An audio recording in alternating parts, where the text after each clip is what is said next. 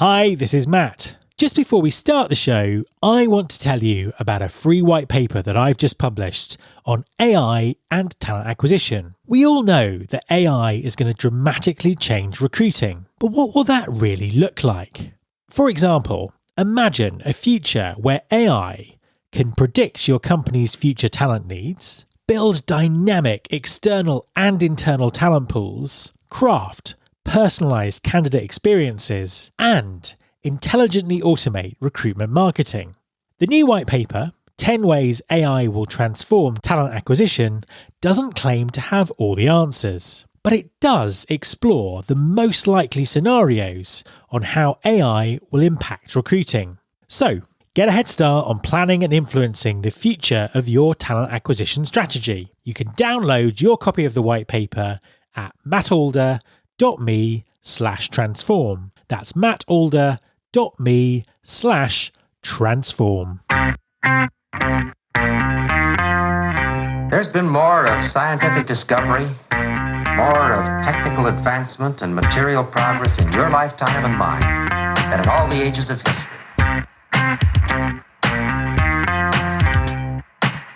Hi there, welcome to episode 616 of Recruiting Future with me, Matt Alder. Podcasting at events and conferences is one of my favourite things to do. As well as the joy of seeing people face to face and in person, you get the opportunity to access a broad range of views and expertise around the topics shaping the industry. At the beginning of May, Recruiting Future was an official media partner at the HR Technology Conference Europe in Amsterdam, the first time the event has been held outside of the US. AI was the dominant theme in discussions, and I was keen to get people's view on the current use cases of AI tools, as well as their perspective on where AI is taking us in the future. The first voice you'll hear is Rebecca Carr, CPO and acting CEO of Smart Recruiters, talking about AI as a co-pilot and its potential to enhance the very human aspects of recruiting. Next up, after Rebecca, is my friend and co-author, the ever-present Mervyn Dinnan, talking about his concerns around the impact of AI on employee experience and creativity.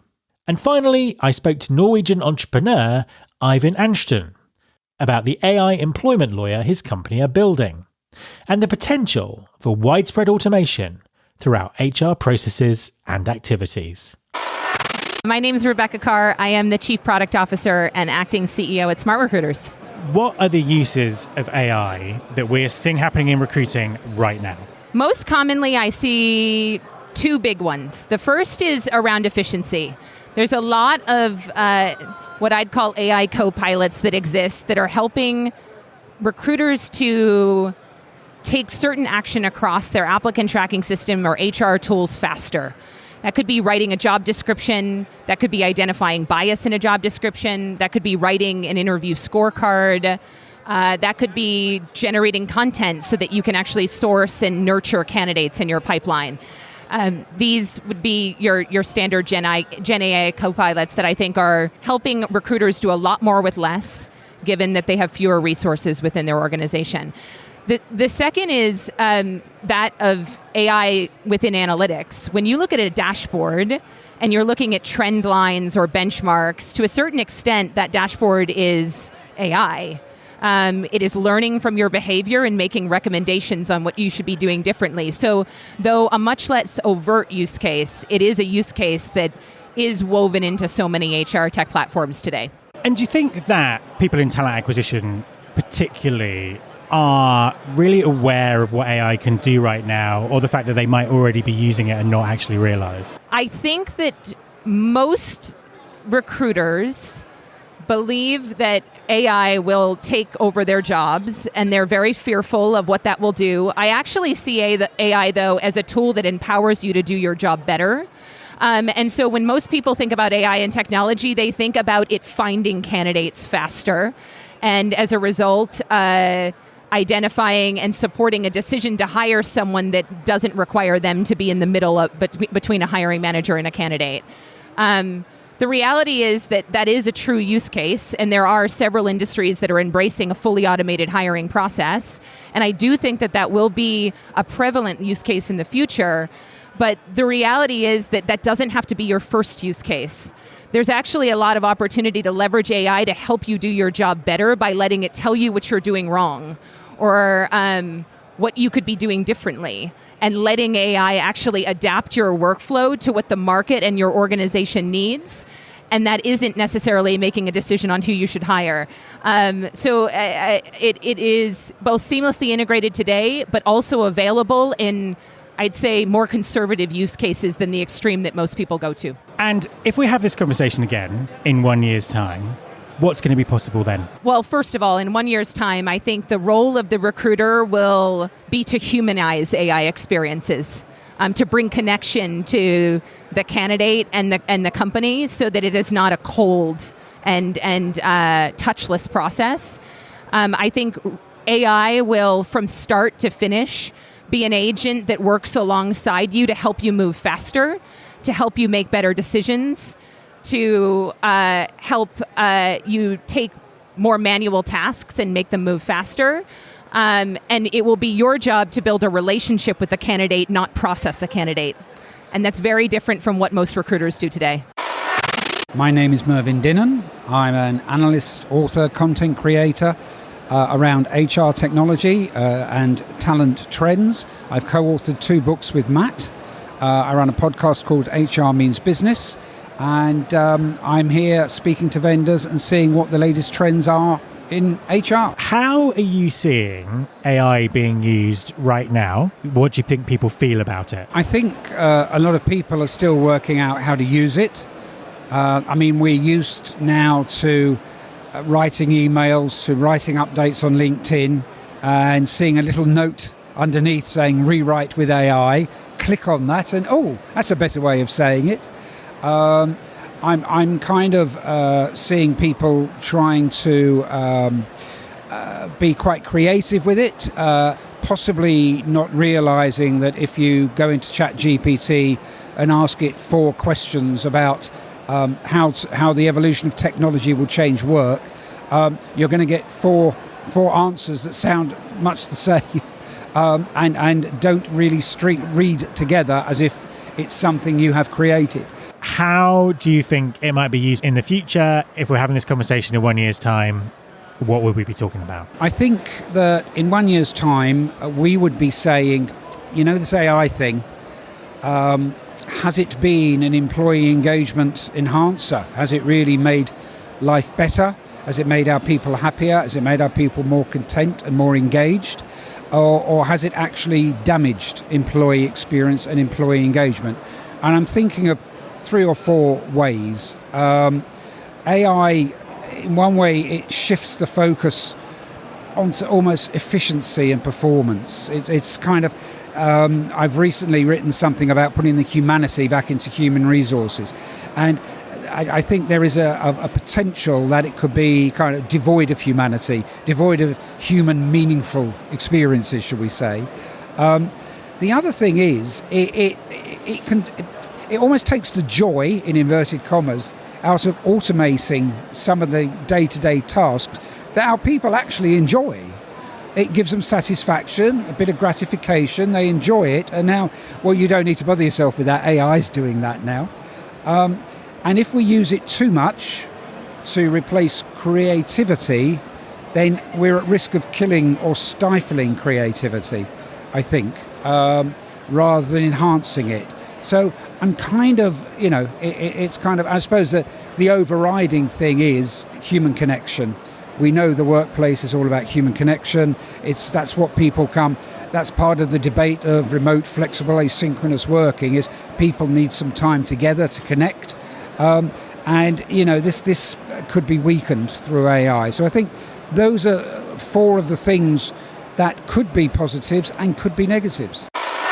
Okay, so my name is Eivind Andersen. I'm from Norway, and my background is as a lawyer, actually. So I've been working within employment law for nearly 20 years.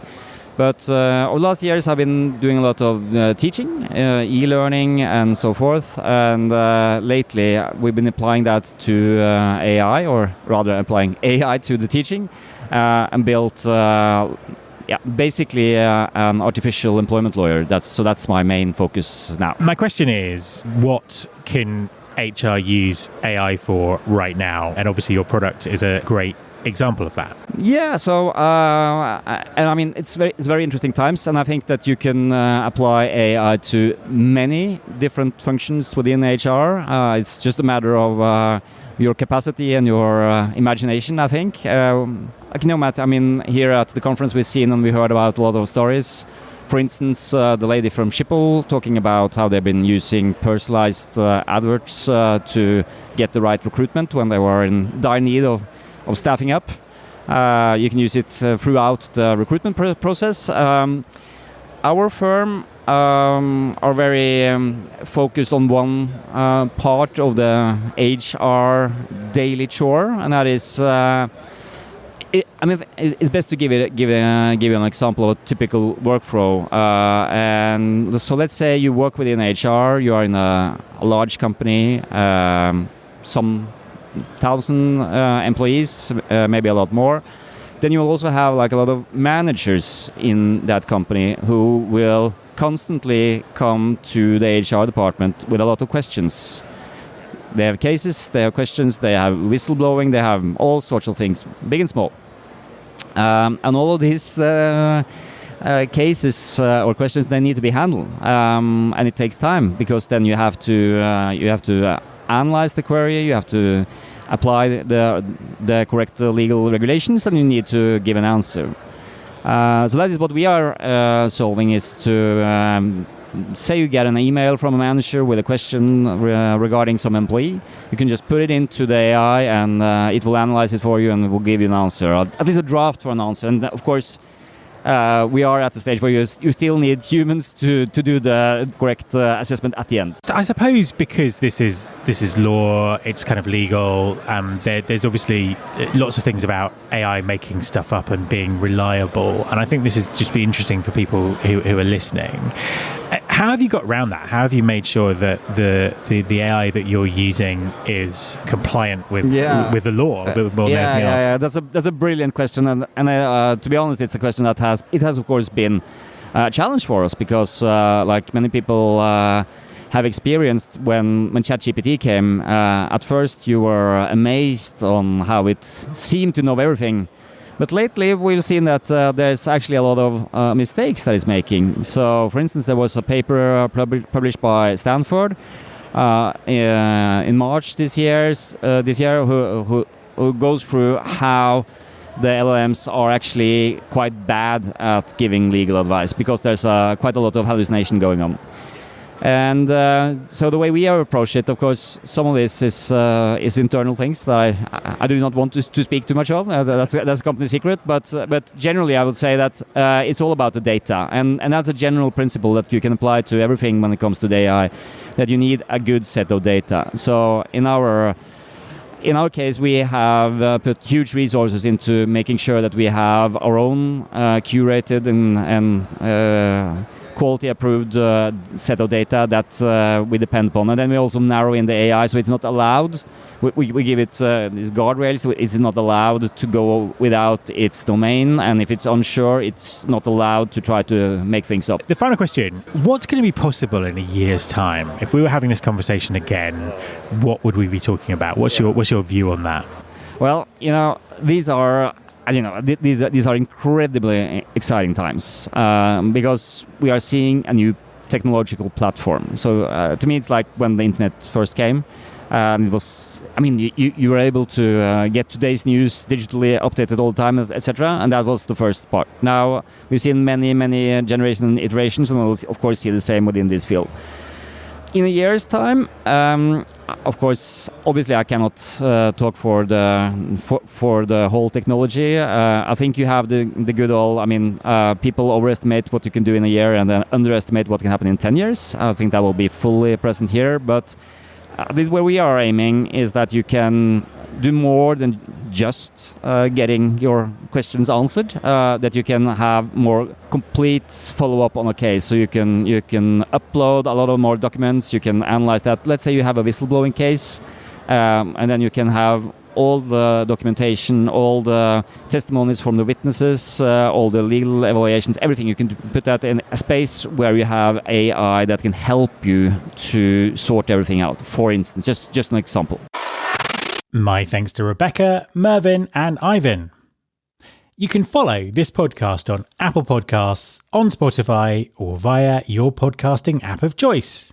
Please also subscribe to our YouTube channel by going to mattalder.tv. You can search all the past episodes at recruitingfuture.com. On that site, you can also subscribe to our newsletter, Recruiting Future Feast, and get the inside track about everything that's coming up on the show. Thanks very much for listening. I'll be back next time, and I hope you'll join me.